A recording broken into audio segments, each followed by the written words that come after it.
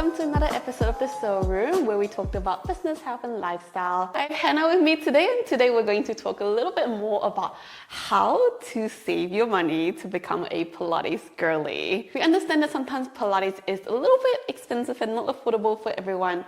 So we're going to talk a little bit more on how to manage your money in your 20s so you can afford those classes. And we're going to do a little bit introduction into like budgeting and finance. So we live in New Zealand, and then we have to pay tax. We have to pay something called ACC levy, which is if you get hurt, you get your healthcare paid for. So that comes into your tax. And also if you went to uni, you might have a student loan. So that's quite a bit of things that gets deducted out of your paycheck before you actually see it in your bank account. Student loan. I do have and am currently paying, but very slowly. If I were to go back, I don't think I would have done uni. No, I agree. Yeah. I agree. I wish I just saved that money and just like did something else. Yeah. I think like, well, that's a whole nother topic altogether. Yeah. Anyways. Anyway, moving on, that's a whole different topic. But now student loan. Now student loan. Okay, so I think we need to also disclaim that in New Zealand it's quite fair. Like they only take like a small percentage out, and it's interest free if you are in New Zealand itself. So it's actually quite good, and they make sure you can actually food and clothe yourself before they take that student loan, which is great, right? You know, they make sure you can like survive. That's why it takes like forever to pay off. I paid mine off.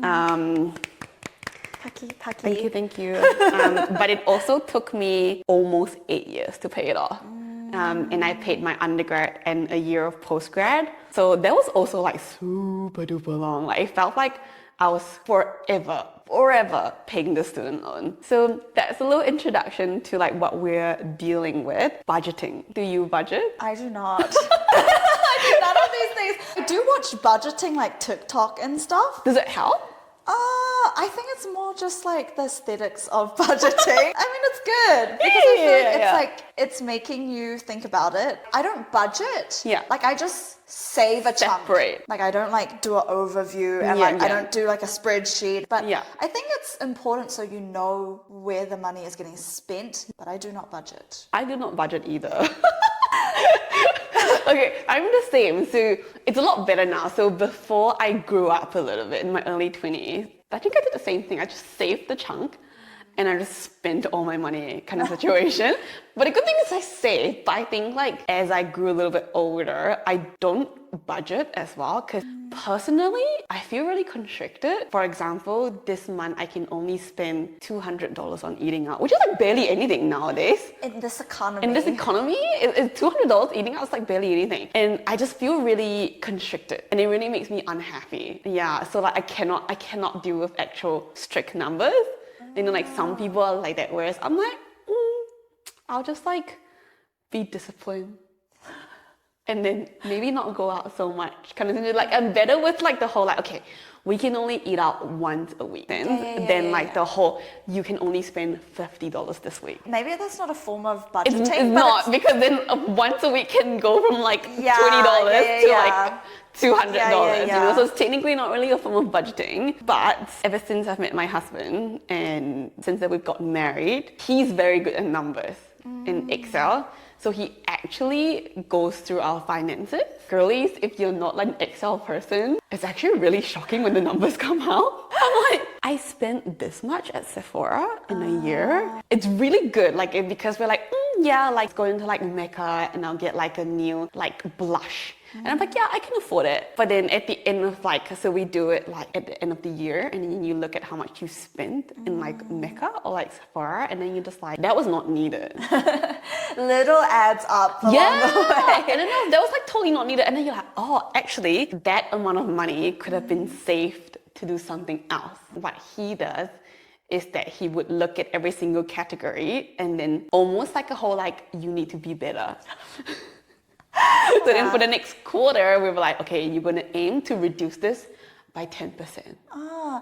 So you kind of do budget. I don't, my husband does. But like you guys are but like me, myself, I'm just like, with budgeting, if the numbers scare you, someone very important said this, I don't remember who it is now, that you should be saving most of your money or even like if you can't, like a set amount. And then when you get paid, it goes out first. Yeah, and then the rest, you can do whatever you want. That was something that I lived with like for a long time before Excel came into my life. Because I think it's so important, because then it's really easy to just be like, oh, like I get paid like X amount, I'm going to just spend and then I'll save what's remaining. I think that's a very dangerous concept. Yeah, whereas if you throw the money into a different savings account, and it'd be better if the saving account, you know, the saving accounts where like you have to deposit money to gain interest. If you take the money out, you lose that interest. Yes, or like if you take the money out of the certain account, you have to pay. Something like that, yeah. So it's like those high saving yield account, they make you accountable. So then the base interest is really depressing. It's like less than 1% or something. But then if you deposit money, it jumps like quite a few numbers up. But if you take the money out, you have to pay it back to gain the interest again. So then it's kind of like, why don't you want free money kind of situation. So you kind of like throw it into a high saving yield account that you know you will be disadvantageous if you take the money out. Yeah, so then you be like, okay, I'm gonna throw the money in there straight away, and then the rest that I have with, I can live my best life. So the other thing that is also like just simple stuff as I feel like now at finance TikTok, people are all like, oh, invest your money into shares. And there are a lot of people teaching you how to invest your money into shares. That scares a lot of people. Do you invest in shares? I don't know pretty much anything about investing, and I only like know a little bit. It's like one where it's like shares, and then one where it's just like you just put it in. It's like and funds. It's like I don't know the terms and anything. Yeah. No, you're right. Yeah, like there's the two main ones. It's like shares. You buy shares in an individual company, or the funds is like, for example, NZ top 50 company fund. All the top 50 companies in New Zealand, you invest in that fund. So it's less risky. Yeah, especially for me who I don't know anything. That I feel like that's the safer route. I think a lot of times people were like, oh, okay, like we're going to invest the money. It's going to make money for me. Like, look how much I made, you know, from my investment to spend on blah, blah, blah. Like, but honestly, it's like from my opinion and like what I do is that the money you put into investment is not money that you're going to think about. And then like when it grows kind of thing, because unless you're doing like the day-to-day trading, you're really good at it and you're using it to make money on a day-to-day basis. If it's like a side saving gig, it's kind of like you just put the money in there and you kind of just don't rely on it. You know, like don't be like, oh, I have X amount in shares, but that X amount is actually on paper. Like it's paper money. It's not actually yours until you actually sell out. And you never know whether the market's going to crash. You shouldn't rely on it to, I've heard that as well. But I've heard like it should be money that you're comfortable to like let go of. It's not even there, just like. I mean, I've bought shares in companies that have dropped so badly that I've like lost all my money. But money that you're okay with. Yeah. And you have to be okay with it. Like, well, like I made a wrong investment. Like it's still sitting there. It's like negative a lot, but it's still sitting there kind of situation. And it shouldn't be something that you're like, oh, I lost, you know, like you're waiting for that money to like reap its reward. Because sometimes it doesn't reap its reward. So never invest money you don't have. And I think like if you're really into like investment, like some people are really into it. Yeah, I'm just like, honestly, preach. Yeah, yes, I'm so jealous because like I'm not. I just look at like the up and down and I'm like, yeah, because if you're really truly good into it, you have to read into like the companies and you need to read on like what they're doing, like, you know, their company report and kind of like what their plan is for the future, so you can kind of gauge whether they are going to make money for you in the next year or something. Then you invest in them. Then when they peak, then that's when you sell. So then you get the money out. Yeah. Whereas if you don't have time for it, then you wouldn't be doing it because then you have to constantly check up on all this information. Coming back to savings and budgeting, I see it a lot on TikTok and I see it a lot online that people actually categorize different bank accounts for different things.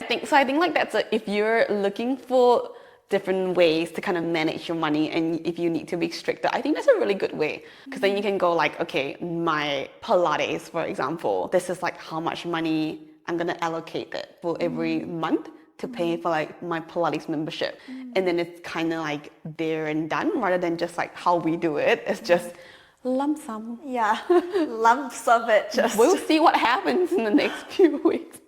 I think like the way we do it though, you have to be very disciplined in not spending like money without thinking. I'm just fairly disciplined. I'm not that disciplined, but there's not much thinking involved. You just set that amount, you just auto. No, there's more thinking involved than that, I think. I think it's just like, okay, so you kind of have to work backwards. So like the way how we do it, you have to work backwards. So you need to think about how much you want to save at the end of in a year, and whether that's realistic with your how much you're being paid, minus all your expenses to live, right? And your taxes and all that kind of stuff. And then you kind of work backwards. Then you'll be like, okay, then if this is the amount I want to save, this is how much I need to be automatically putting into the bank account every week or every fortnightly. Then the rest we can just be like, wee. Yeah, so like for me, like I have different accounts. We have a saving account, and then I have a travel account. The travel money is like for me to travel, and then the saving account's like you just don't touch that kind of situation.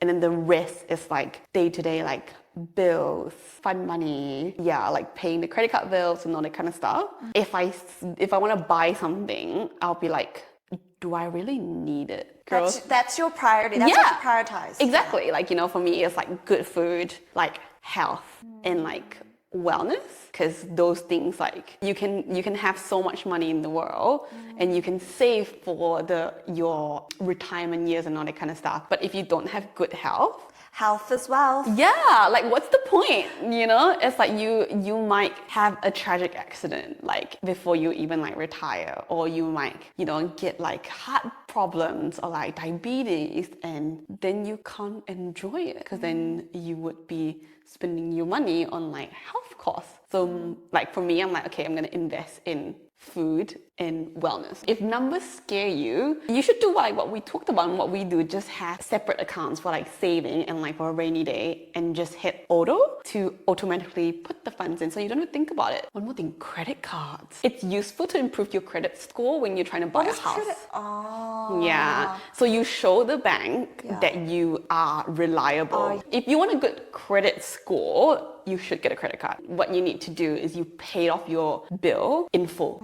So then you get like, it's like good points. So then when the bank wants to lend you money for a house or like a business, it looks more reliable. Like you have a certain credit score, they can trust you that you will pay that money back.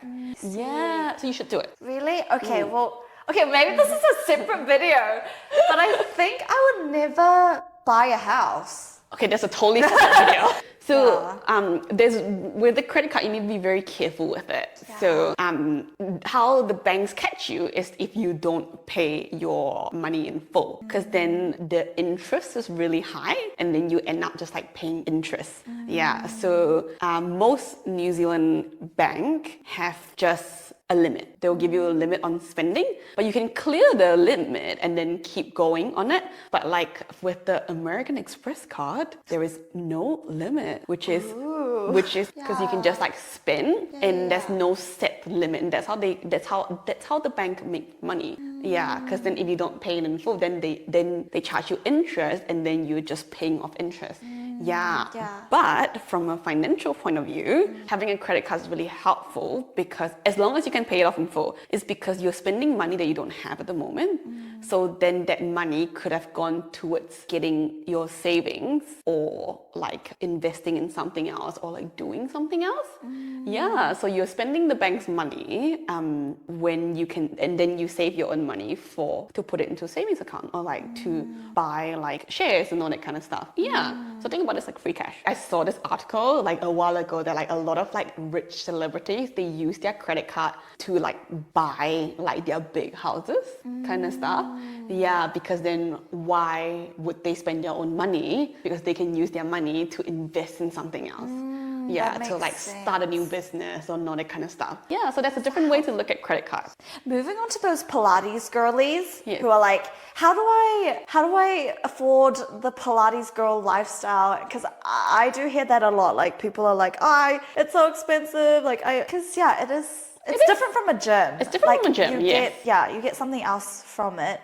But this was me. Like when I was starting off as an instructor, I was like, that was my big motivation. I was like, oh my God. Wait, why you became an instructor? No, it's not the only reason, but I was definitely thinking about it. I'm doing this all the time anyways. Like, I love Pilates. Why not I just become an instructor? I can literally teach myself. I can get free classes. Yeah, depending on the studio, free classes whenever you like. All that money saved. Girl math. Girl math. It pays itself. I see that trend quite a lot on TikTok. And it's true, like, because I feel like Pilates is quite trendy right now, and it's been trendy consistently for like the last few years. And I feel like that's probably why now it kind of comes out, because the girls who've been doing Pilates consistently be like, wow, why don't I just do the instructor course so then I can actually like not pay for classes for the next like 10 years. And I mean, that's true. I mean, like I haven't really barely paid for classes in the last 10 years. So yeah, I highly recommend. Yeah, if there's something that you love but it's like costing you, like just put that investment into it. Like do something about it. Girl math it. Like it's not even that expensive now, like to be an instructor. And so you divide by how much a class costs, and then you'll pay it off in depending on how often you come. Yeah, honestly, the best decision ever. Aww. Yeah. But smart decision. Smart decision. Smart decision. It's a good one. All right, we hope you enjoyed this little video about budgeting and financials coming from two very non-financial girlies, and kind of sharing a little bit about how we manage our lifestyles and still focusing on like the health and wellness aspect of things. And I think the most important thing is from a non-financial girlie's point of view, don't take the numbers too strictly. Like if the numbers are not for you, don't take it too strictly, and just learn to like enjoy your life and live your life. And as long as you're putting your money into good places, that's how it should be. All right, we hope you enjoyed this episode. I know it's a little bit unconventional, but I hope you learned something from it. If you like this video, please like and share and subscribe, and we will see you for the next one. Bye!